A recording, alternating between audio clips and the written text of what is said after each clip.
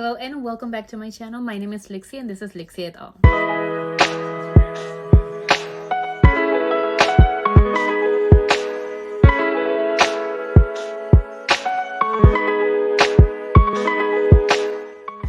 On today's video, I'm going to be talking about some of the books that I absolutely loved from 2023. I know it's a little late because most people have already posted about this, but I feel like I can't let January end without me sharing my 2023 favorites.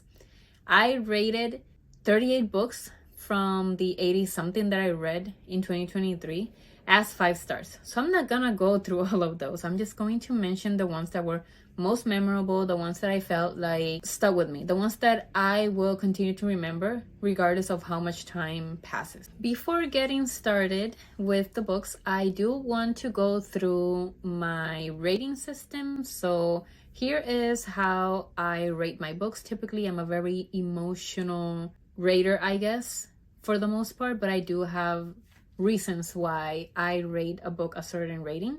I do use a 1 to 5 scale, nothing too complex. I don't go messing with the decimals too much. Rarely do I rate anything with decimals. Typically it's 1, 2, 3, 4, 5, and I typically rate most of my books within the 5 and 4 star realm. I don't typically rate 3 or less. It's in very special occasions do I go all the way down to 3, 2, or 1 ratings. But for the most part, it's more likely that I DNF a book or at least pause a book if I'm not enjoying it enough for it to be a 5 or 4 star read. Okay, so let's get started with the books that I rated 5 stars in 2023 that are the most memorable. I have to say this was difficult to do because there are a lot of books that I really enjoyed. Like I said, 38 of them were 5 star reads, so it was hard. But I have a little list here, so I'm just gonna go through that.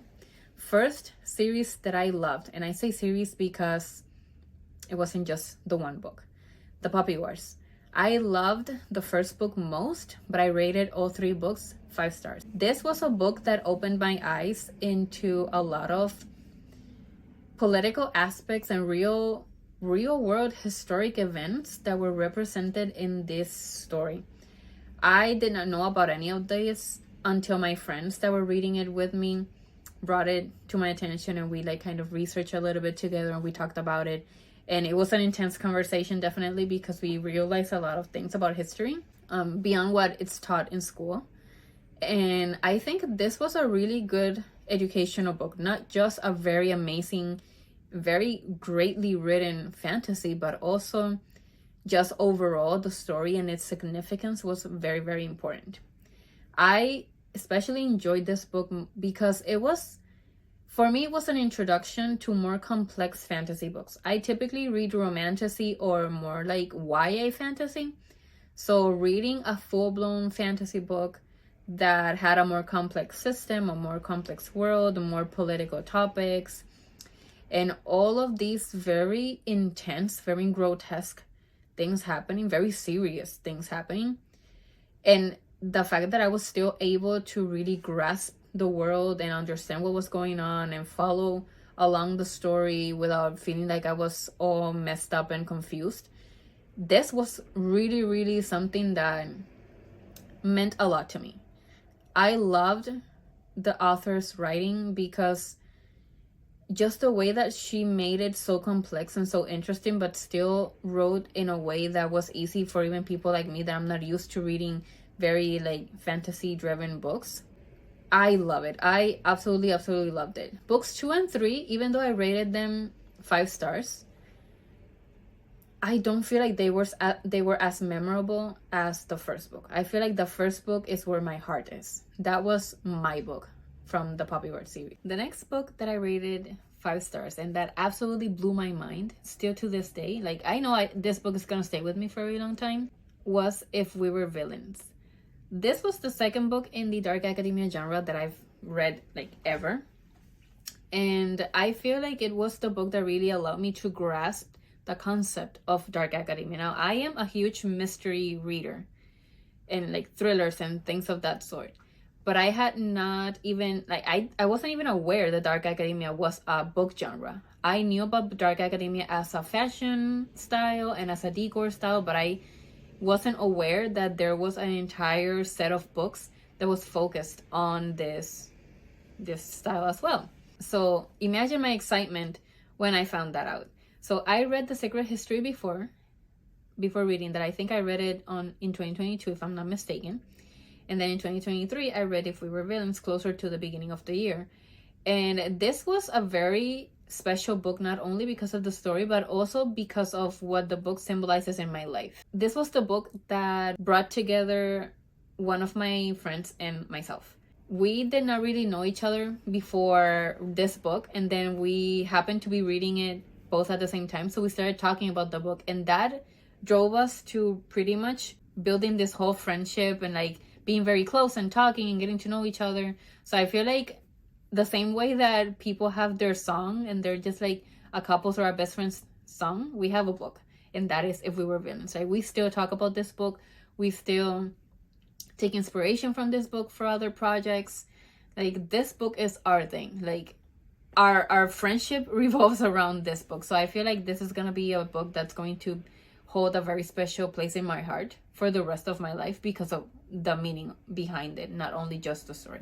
But when it comes to the story, which is what you actually care about, it's really good. Trust me. It's this college environment. All of these kids are theater kids, and they are playing Shakespeare plays. And it's very interesting how the author used elements from Shakespeare to foreshadow things in the story, but also how the plays impacted or had some significance to what was happening in the story. And we have this story being told from the perspective of one of the characters, and we learn obviously his involvement in everything that happened, but we know a truth that did not come out when it should have come out.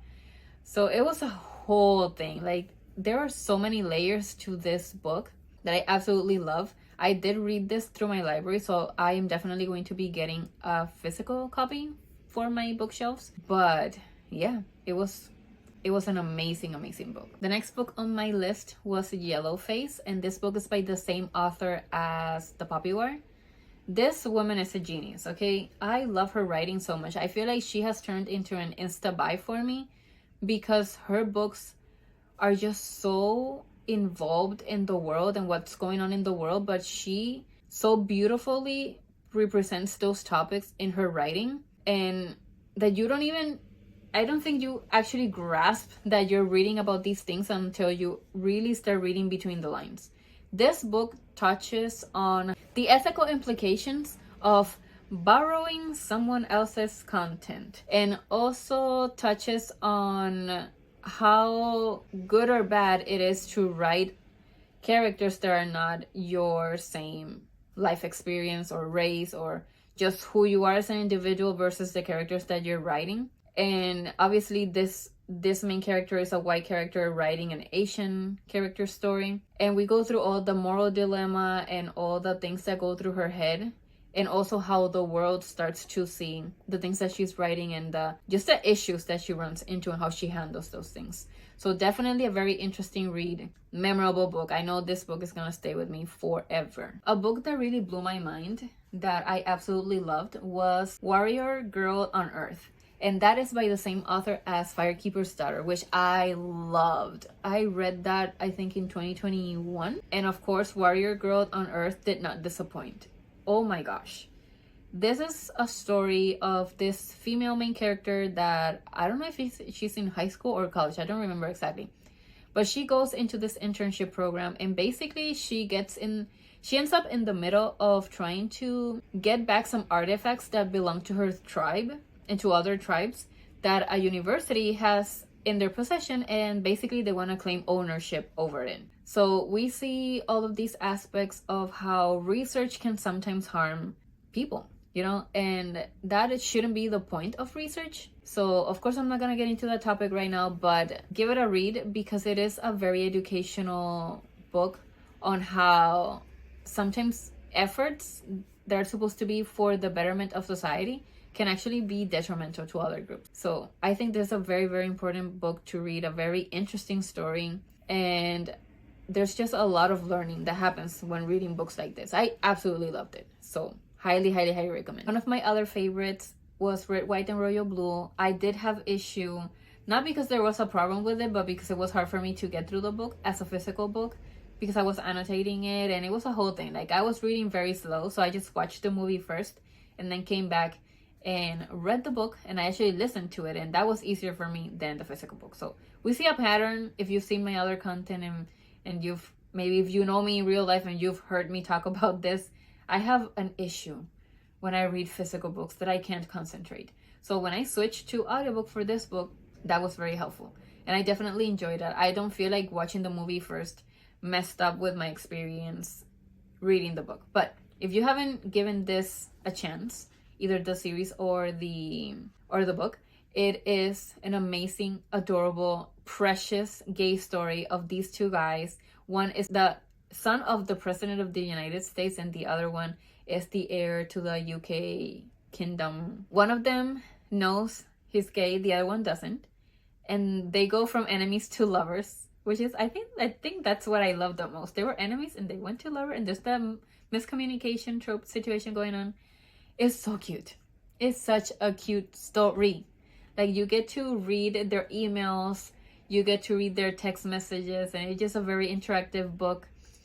And you just get to see how trying to fix their public relationship turns into them actually getting to know each other for who they really are, and ultimately helping one of them get to know himself and who he really is. And there's a lot of family related things, a lot of politics going on in there, and how basically they need to think about who they are and how the world affects who they are, and if they want to make it public and have people know them for them. Highly, highly, highly recommend, as every other book that I mentioned so far. I highly recommend all of these. Like, there's a reason why I'm talking about them in this video, because they're very, very special, very good, and I feel like I learned something from all of these books, regardless of if the intention of the book was to teach something or not. The next book I absolutely loved was Exposed, which is, I think, book 8 in the Empire High series. And if you've followed my TikTok for some time, or if you've seen my videos on TikTok, you know how obsessed I am with this series. It's a romance. It starts taking place in a elite high school in New York, and obviously we have our normal girl that ends up going to the school because her uncle is a janitor there, and then she falls in love with the most popular boy in school, so obviously his ex hates her, and it's a whole thing. And then fast forward to the future, they grow up, and then all the things that were left undone or unfinished in high school start to get fixed like 15 years after. So it's so interesting to see how something that happened in high school can stick with someone all the way to their adulthood. It doesn't happen to every single one of the characters, I would say, like, at least in my opinion, but there's one character that it really, really affects. So I'm not gonna say much because I want you to have the experience of reading the book, but it was really, really good. And there's one more book coming out, so I'm very, very excited about this. I did listen to these books, so I highly recommend the audiobooks, but if you find them like in KU or something, still really good read. The next book that I absolutely loved was Evil Boys, which is actually the second book in a series. The first book is Sick Boys, that I also rated 5 stars, and I loved them. These books were my introduction to dark romance. I have not read a lot of dark romance, so I feel like these were a great place for me to start. I read them on KU, and it was because I saw a video on TikTok about the dedication on Evil Boys, and it sparked my curiosity, so I went and read it, and then realized that this was book 2. But honestly, I don't feel like reading the second book first messed up my experience. If anything, I feel like reading the second book first enhanced my experience of the first book. It didn't really feel like reading book 2 first had any sort of plot holes or things that I didn't understand. I feel like the way that they were written, it made sense. Things made sense. Like, I didn't feel like I needed the information in book 1 to actually understand book 2. Each of these books focuses on a different relationship, even though they're within the same world and they're interconnected. I feel like that was also the reason why I was fine to read them in the incorrect order. And there's a third book coming out soon as well. I don't know when, but it's coming out soon. That's gonna be good. I know it's gonna be good. I think it's going to be the last book in the series.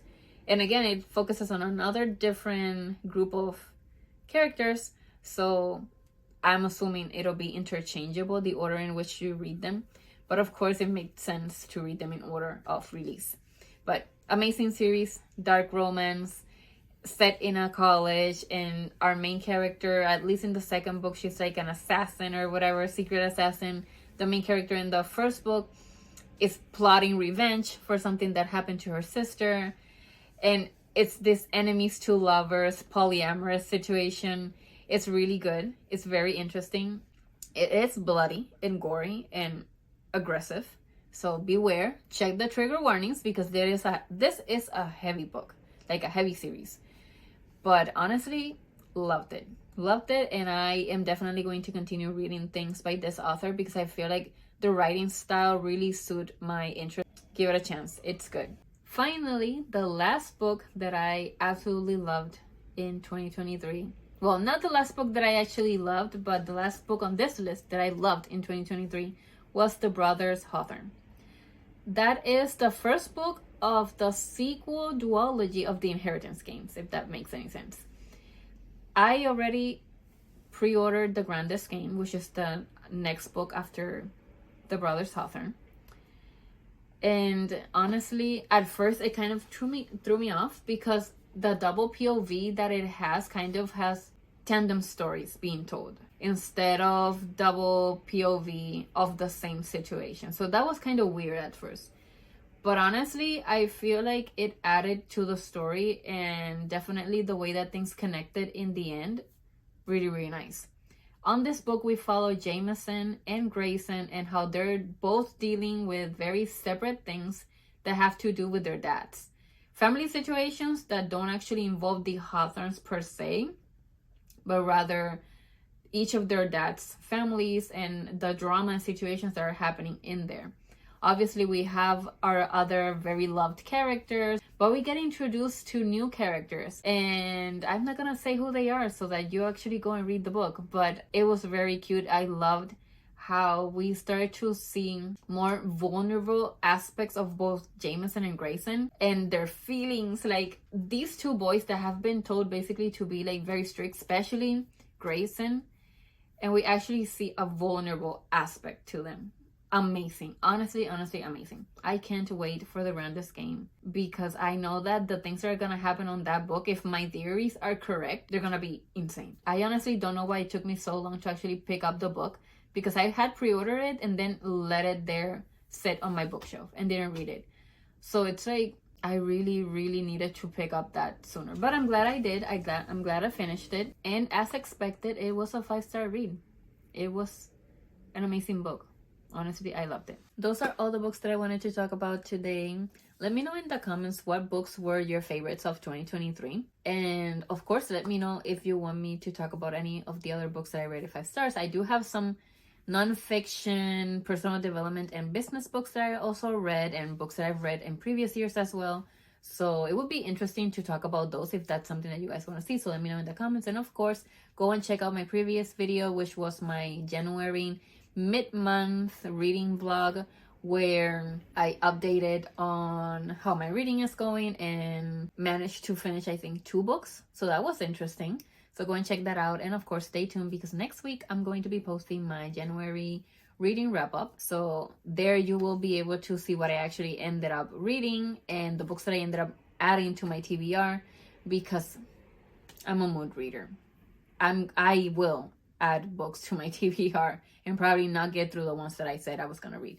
Which reminds me, go check out my first video of the month, which was my January TBR and what I said I was gonna read. So just go watch all the videos that I've posted this month. They're interesting. I hope you find them interesting. So yeah, thank you so much for watching, and I'll catch you on the next one. Bye.